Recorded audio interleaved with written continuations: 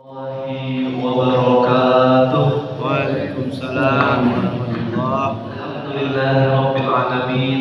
Wassalatu wassalamu ala asyrafil anbiya'i wal mursalin Sayyidina wa maulana wa habibina wa syafi'ina wa qurrata a'yunina Muhammadin wa ala alihi wa ashabihi wa tabi'ina bi ihsanin ila yaumiddin. Amma ba'du.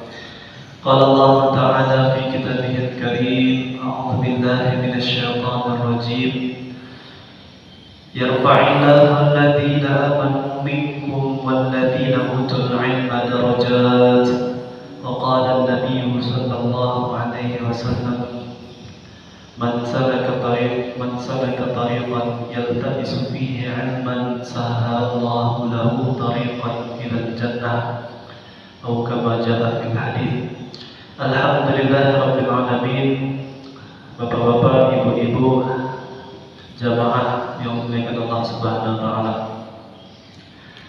Kembali kita bersyukur, tidak bosan-bosan kita untuk terus bersyukur kehadirat Allah atas segala nikmat dan karunia yang Allah berikan kepada kita. Karena Allah Subhanahu wa taala masih memberi kita nikmat terbesar, nikmat iman, nikmat Islam. Allah masih memberi kita satu nikmat yang diinginkan oleh semua orang yang sudah tidak lagi diberi nikmat ini, yaitu nikmat kehidupan.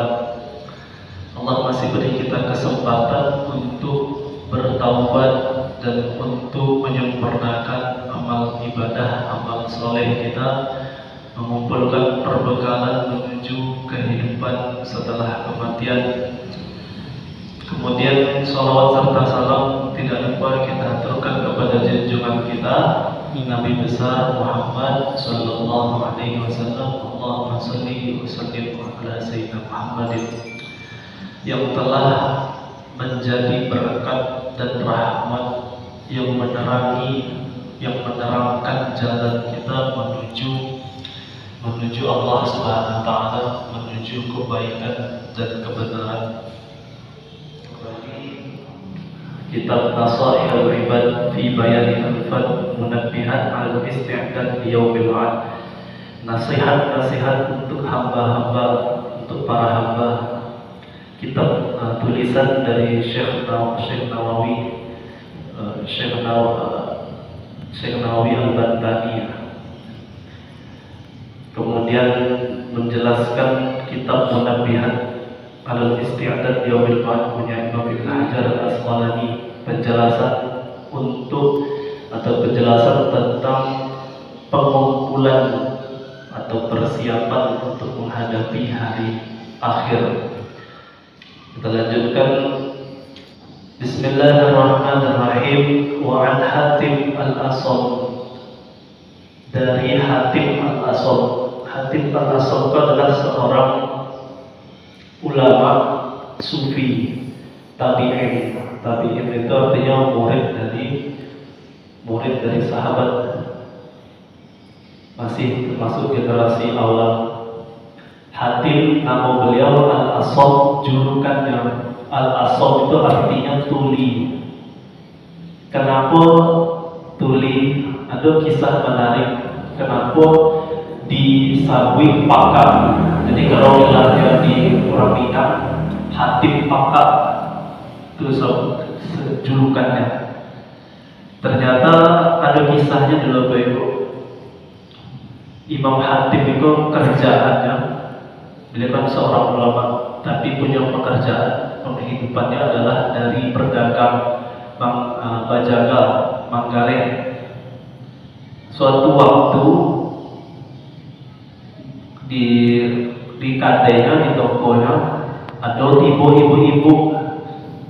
ibu-ibu batanya segala macam. Di tengah-tengah batanya tiba-tiba takantik lah ibu tadi, takantik memerah muka ibu itu, malu, menahan malu. Tapi ternyata Hatim al-Asam waktu itu bantuan indah mandana pura-pura indah mandana atau pura-pura pakak indah mencari seketik pun dan indah ada gelagat-gelagat atau raut muka yang mungkin menahan ketawa atau mungkin seperti menanggapi, sehingga kemudian tidak lama disangka di ibuku hati ibu adalah orang yang tuli. Tetapi untuk supaya tidak malu, akhirnya mulai saat itu sampai seterusnya Hatim Al-Asam berlagak pura-pura tuli. Jadi karena recit kejadian itu Bapak Ibu, untuk menutupi malunya ibu-ibu tadi itu, beliau rela berpura-pura tuli untuk seterusnya. Allah. Jadi tidak cuma pas di waktu itu, sih dalam bayi itu digalakan sama-sama dan itu. Jadi memang kan namanya keluarga itu, jadi yang akan tiba balik. Bertanya-tanya lah orang ibu itu mungkin bisa bertanya kan itu memang pakak orang itu Hatim itu. Jadi karena kejadian itu beliau sengaja pura-pura tuli untuk seterusnya. Jadi julukan untuk apa? Bukan untuk apa? Cuma untuk menutupi supaya tidak malu orang yang tak kantik, tak sengaja tadi. Jadi tidak betul itu Bapak Ibu disengaja malah dipermalukan gitu. Tapi diceritakan seminggu tidak habis. Itu tadi cerita. Totalnya tak kantik lah. 2 hari lalu tak kantik. Waktu itu dia bilang kalau Hatim Al-Asam tidak bahkan mereka pura-pura tuli supaya tidak malu orang yang tak kantik. Dan itu tidak cuma sehari, 2 hari, seminggu, 2 minggu, seterusnya sampai melekat julukan Al-Asam. Padahal sebenarnya normal telinggonya, tapi gara-gara itu akhirnya memakai julukan pakak, Hatim pakak.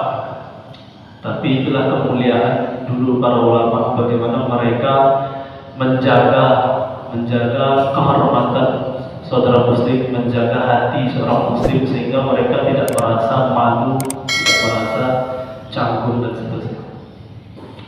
Imam Hatim Al-Asam beliau berkata, arba'atu asya, ada 4 perkara la ya'rifu qadraha illa arba'ah, yang tidak tahu nilainya kecuali 4, tidak diketahui nilainya kecuali oleh 4 perkara.